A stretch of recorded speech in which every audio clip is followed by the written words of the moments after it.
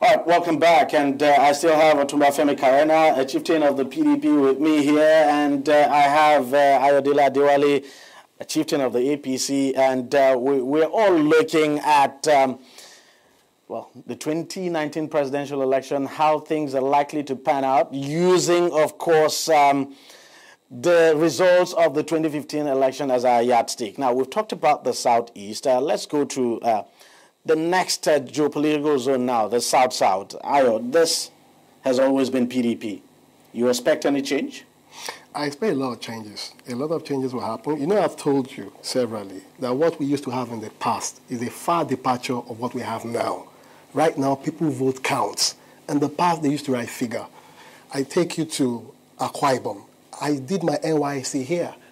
In fact, it got so this year? No, it got so absurd. It got so absurd that other parties, other kinds of other parties, we're having one.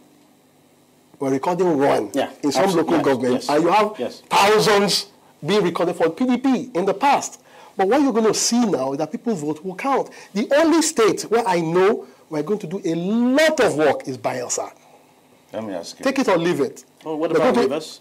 Rivers, we're going to overrun them in Rivers, definitely. If you have a candidate, we have a candidate already. No. We have a candidate. We're not looking at the governorship. We have a candidate. Okay. We are going to overrun them in Rivers. In Rivers, we will overrun them. We are taking out Edo. We're taking Delta. We're going to do a lot of work in Bayelsa. We're taking out Rivers. We're taking Akwa Ibom, and we're taking Cross Rivers.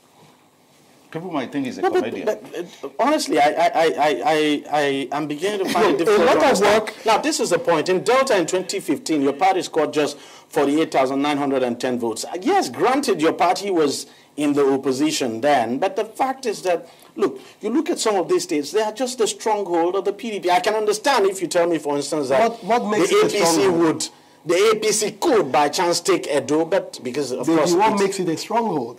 Is it by election rigging? Or by the fact that there's a new because the PDP has always won election in this state. How have they won the election? How have they won the election? Deji, go and do a critical analysis, an investigation of what happened in the past. Do you work with INEC? Look, Deji, I'm a civil society change agent.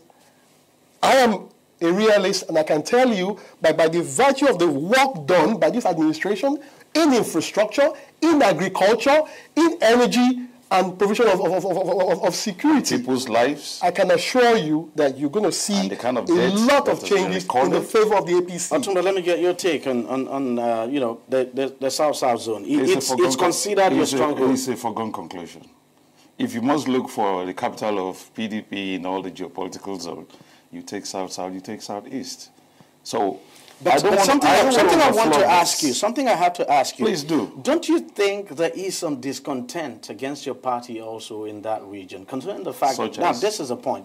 The man who is your candidate today did everything to prevent Goodluck Jonathan from coming back for a second term. I mean, he fought him tooth and nail. And you think some people in that region would not want to take it out on Atiku Abubakar? No. Why? For Christ's sake. No, but that's the way politics is. Whether you like it or not, PDP happens to be a political academy, not just a political party. We take things as Democrats. No, I'm just saying. I am telling you, too, that the same Goodluck... And of course, we've not seen Goodluck Jonathan come out forcefully to campaign for your candidate in this round of election. It's just the truth. For Christ's sake, he's a retired statesman. Yeah. Why would he be running around? No, but he's a member of the PDP. But he's not resigned from the PDP. I mean, a former president of this country, Olusegun Obasanjo, has been campaigning vigorously for your candidate. Naturally, he's also a statesman. Naturally, but he was with APC in 2015. Yeah, that's what I'm saying. So it wouldn't be out of place for Jonathan to come out campaign for your candidate. He has his reason. Why don't you wait until Atiku goes to Bayelsa and see whether he's going to come out or not? The elections are just around the corner anyway. For Christ's sake, we are still campaigning. That's a recipe for their failure. Do you understand? It's not. Look, let me tell you this. Otumba, what I'll tell you... Goodluck Jonathan, I had a meeting with him. I worked with him one-on-one. He told me that the best candidate for us in this election is Atiku Abubakar. One-on-one. He told you that? He told me that. That's surprising. Nah, it's not. Now, what does he want to know here? Edo State, should we start from there? Yeah. With what Oshomole and all these people have done? What has Oshomole done? You should ask him for his well as no, I mean, you are the chairman. You are the one accusing as the chairman of the party. And you think that could it's already backfired. In the state? In the state. Delta.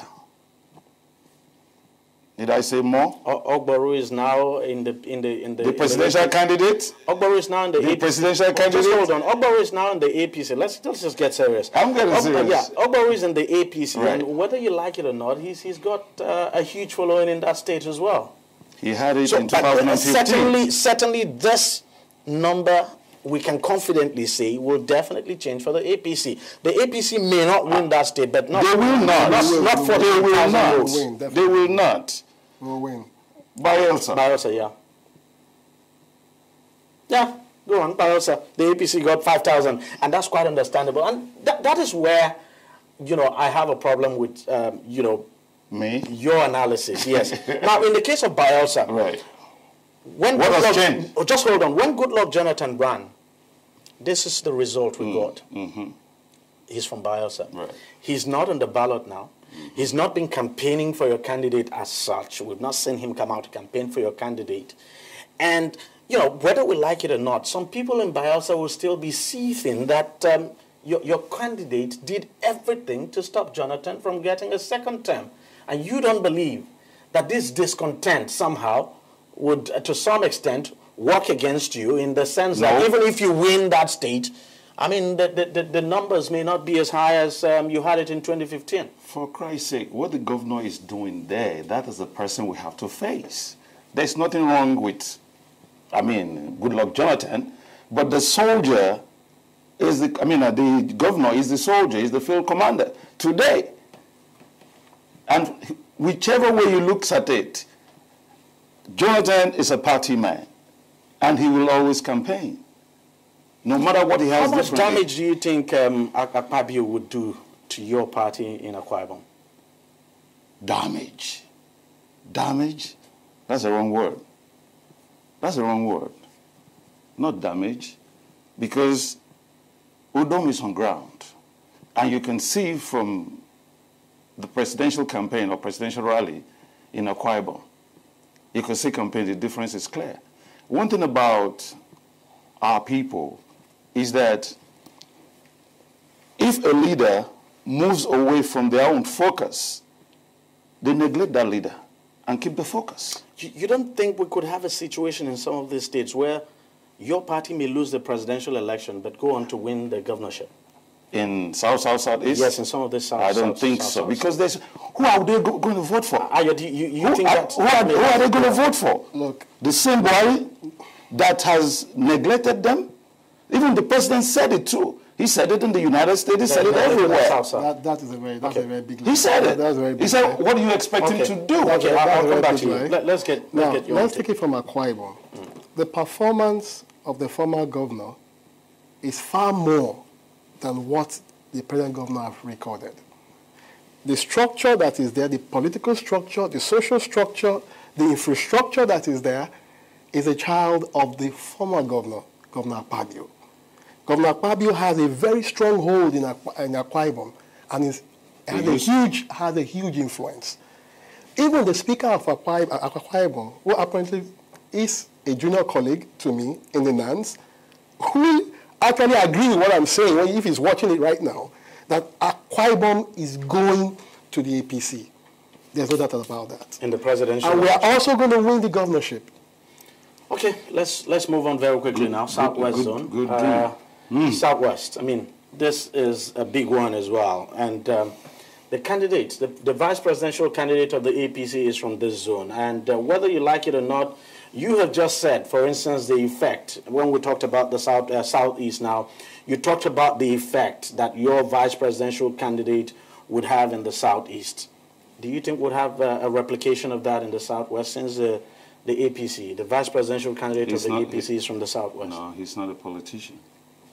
Obi is not a politician as well. Obi is a real politician. No, Obi is not a politician. Obi has got into politics. What exactly do you think would endear Obi to his people and not endear Osinbajo to his own people? Very simple.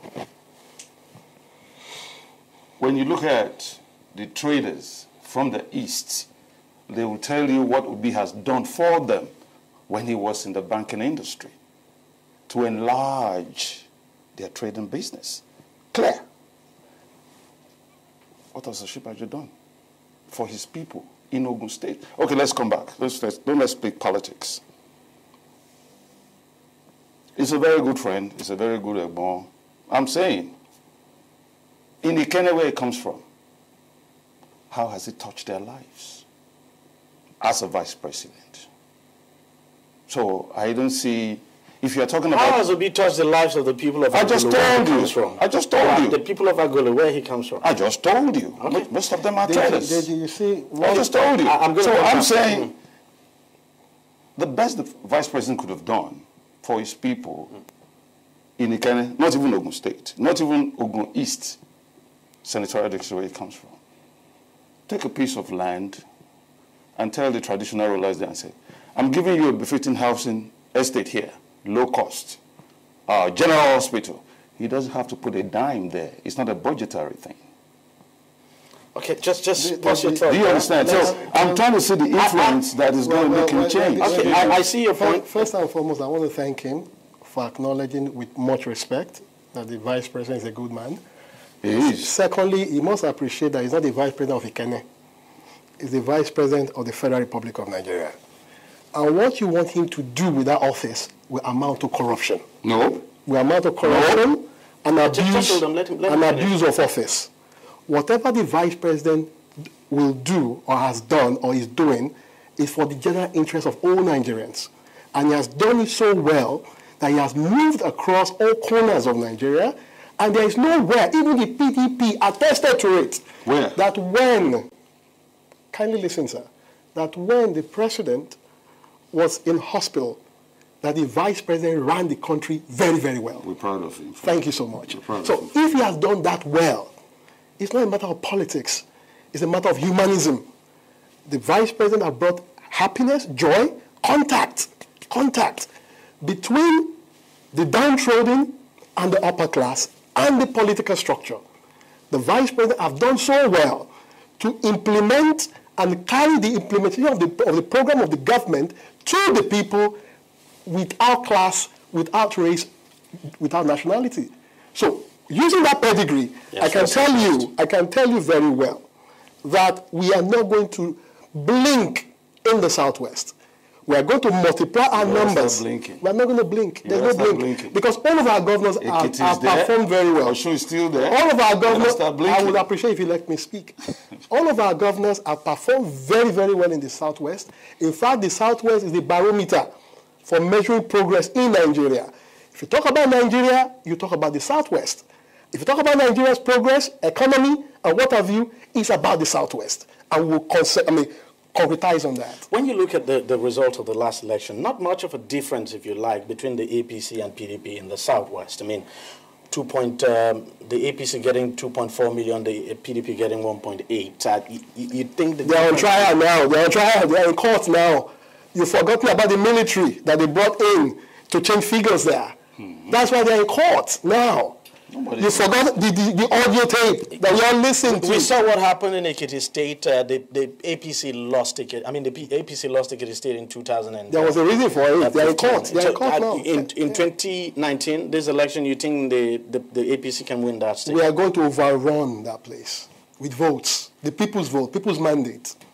Otumba, why do you think, in your opinion, that the APC, even with the vice presidents coming from this part of the country, would not win the Southwest? Start from Oshun.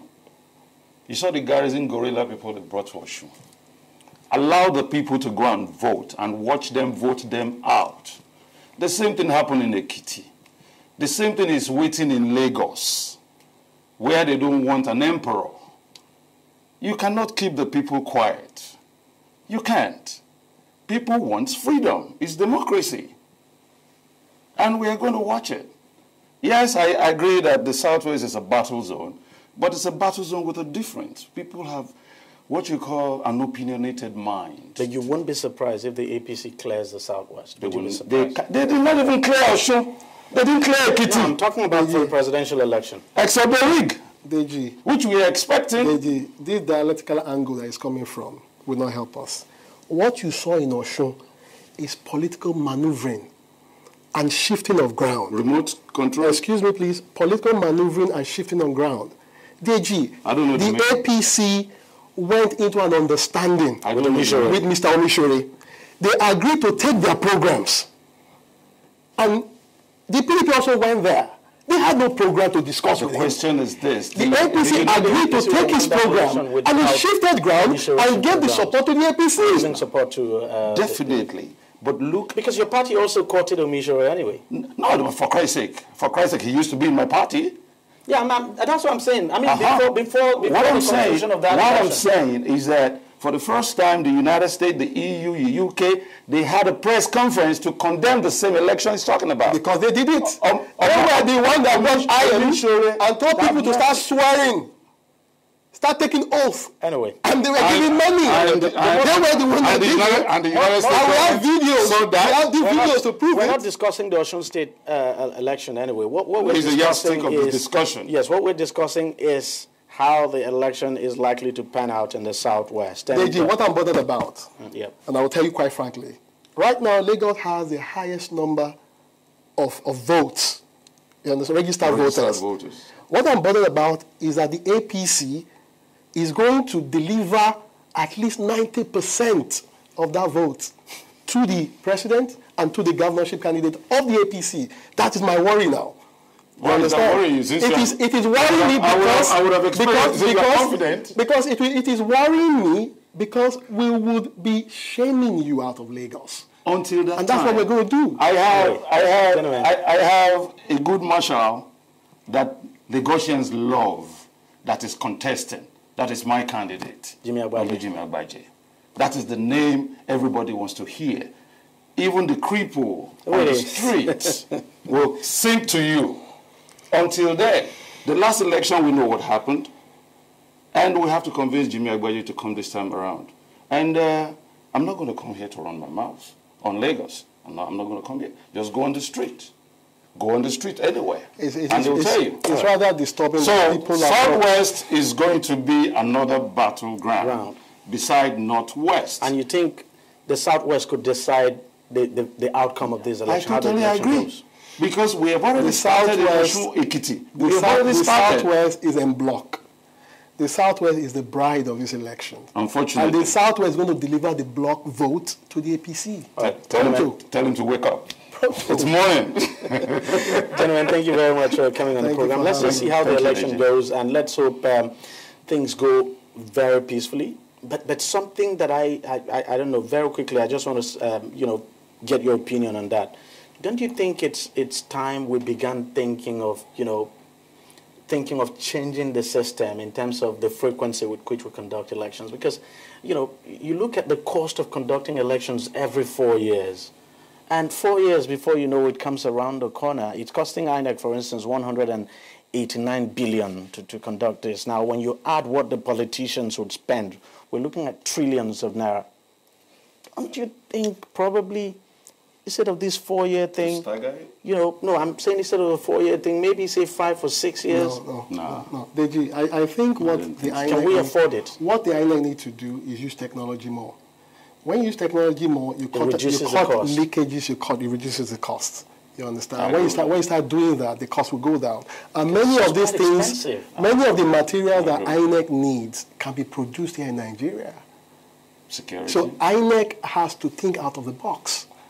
A lot of electronic voting must be deployed, and the material must be produced here. And once you do that, the number will go down more than 60%. Most of INEC's budget goes on logistics. Yeah, exactly. Not the materials per se. But like you rightly said, just bring in some technology. What 10, 15 people will do, technology will take care of it. All right, gentlemen, thank you very much for coming on the program. Otunga, all the best with your candidate. Thank you. Thank you for having us. All the best with your candidate. Thank you, sir. Thank you. And I'd like to pop when we finish. We'll take a short break, and when we come back, we'll have an independent analyst give us his own opinion on how this election is likely to shape out. Stay with us. On Deji360, we don't just ask the questions, What is wrong with amending the Constitution the way the National Assembly members have been doing it? We seek answers. Constitution is constituent. Our problem is not lack of laws. Our problem is lack of the willpower to implement our laws. Answers that provide clarity. While we negotiate, we should try to make it a point that the girls must be complete. The clarity you need to make informed judgment so that you can make the right decision and take action. People are saying it is you politicians that are responsible for this, that you are the reason why this is happening. All these dullards that call themselves governors in this country. I wish we had people like Tony at the National Assembly. God forbid that I go to join that band. Deji360, providing clarity to issues.